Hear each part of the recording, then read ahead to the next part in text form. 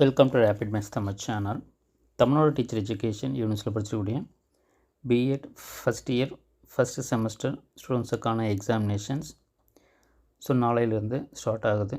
இதற்காக பார்த்திங்கன்னா உங்களுக்கு அன்ரூல்டு பேப்பர் தான் 40 பேஜஸ் புக்லெட்டாக தரப்போகிறாங்க. இந்த 40 பேஜஸ் நாம் எப்படி எழுதணும், இதே 40 பேஜஸ் கம்பல்சரியாக, அதே போல் அதுக்கு எப்படி நம்ம அந்த டைமை ஃபாலோ பண்ணுறது, இது எல்லாமே டீட்டெயில்டாக இந்த வீடியோவில் பார்க்கலாம். நம்ம சேனலில் மறக்காமல் சப்ஸ்கிரைப் பண்ணிக்கோங்க.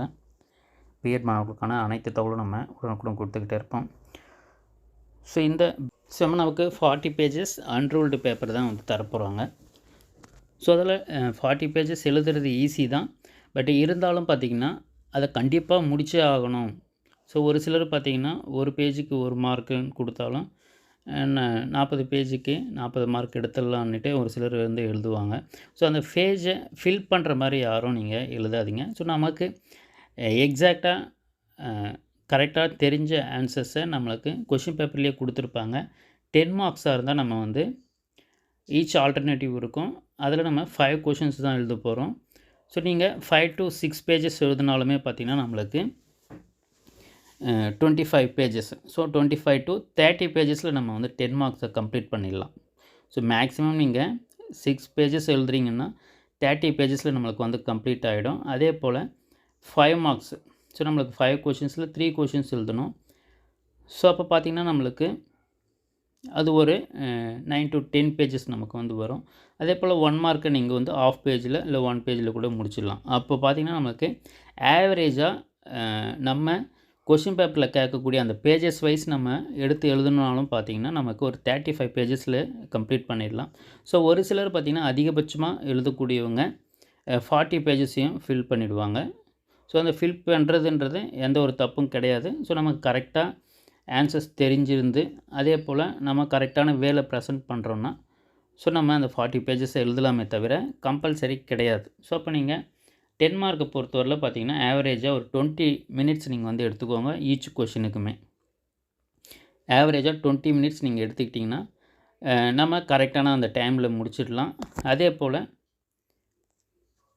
5 மார்க்கை பொறுத்தவரையில் 10 மினிட்ஸை நீங்கள் ஆவரேஜ் டைமாக நீங்கள் கால்குலேட் பண்ணிக்கோங்க. கரெக்டாக நம்மளுக்கு எக்ஸாமினேஷனை கம்ப்ளீட் பண்ணுறதுக்கு முன்னதாகவே நம்ம எக்ஸாமை கம்ப்ளீட் பண்ணிடலாம்.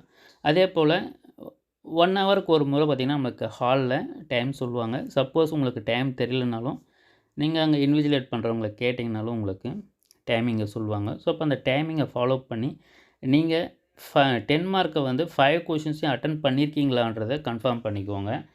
ஏன்னா நம்ம ஈஸியாக பாஸ் ஆகிறதுக்கு 10 மார்க்ஸ் தான் நம்மளுக்கு கண்டிப்பாக மார்க்ஸை கொடுக்கும். அதால் 10 மார்க் கொஷின்ஸ் 5ஐயும் கம்பல்சரியாக அட்டன் பண்ணியிருக்குமான்றது மட்டும் செக் பண்ணிக்குவாங்க. நீங்கள் 5 கொஷின்ஸையும் கம்பல்சரி அட்டன் பண்ணியிருந்தீங்கன்னாவே எக்ஸாமை பாஸ் பண்ணிடலாம். அதே போல் நம்பர் ஆஃப் பேஜஸ் நம்ம 40 தான் எழுதணுமான்னா கிடையாது. நீங்கள் பாஸ் பண்ணுறதுக்கு 25 பேஜஸ் எழுதியிருந்தாலுமே பாஸ் ஆகிடலாம். கரெக்டான ஆன்சர்ஸை நம்ம கரெக்டாக எழுதியிருக்கோன்னு சொன்னால் 25 to 30 பேஜஸ்க்குள்ளே நீங்கள் எழுதினீங்கனாலும் பாஸ் பண்ணலாம். 25 பேஜஸ் நீங்கள் எழுதினாலும் பாஸ் பண்ணலாம். 30 பேஜஸ் வரலும் நீங்கள் அதுக்குள்ளே எழுதினீங்கனாலும் பாஸ் பண்ணலாம். பட் முக்கியமான விஷயம் பார்த்திங்கன்னா எல்லா கொஷின்ஸையும் நீங்கள் அட்டன் பண்ணியிருக்கணும். எல்லா கொஷினையும் அட்டன் பண்ணியிருக்கீங்களான்றதை பார்த்துக்கோங்க. 5 10 மார்க்கு, 3 5 மார்க்கு. அப்போ நீங்கள் 5 10 மார்க்கு நீங்கள் அட்டன் பண்ணாலே ஈஸியாக பாஸ் பண்ணிடலாம். அதால் அதற்கு நீங்கள் டைமை கரெக்டாக ஃபிக்ஸ் பண்ணி ஆவரேஜ் டைமில் நீங்கள் 20 மினிட்ஸ் எடுத்து கம்ப்ளீட் பண்ண பாருங்கள். தொடர்ந்து நம்ம சேனலில் இணைந்துருங்க. மாணவர்களுக்கான அனைத்து தகவலும் உடனுக்குடன் கொடுத்துக்கிட்டே இருப்போம். தேங்க்யூ. தேங்க்ஸ் ஃபார் வாட்சிங்.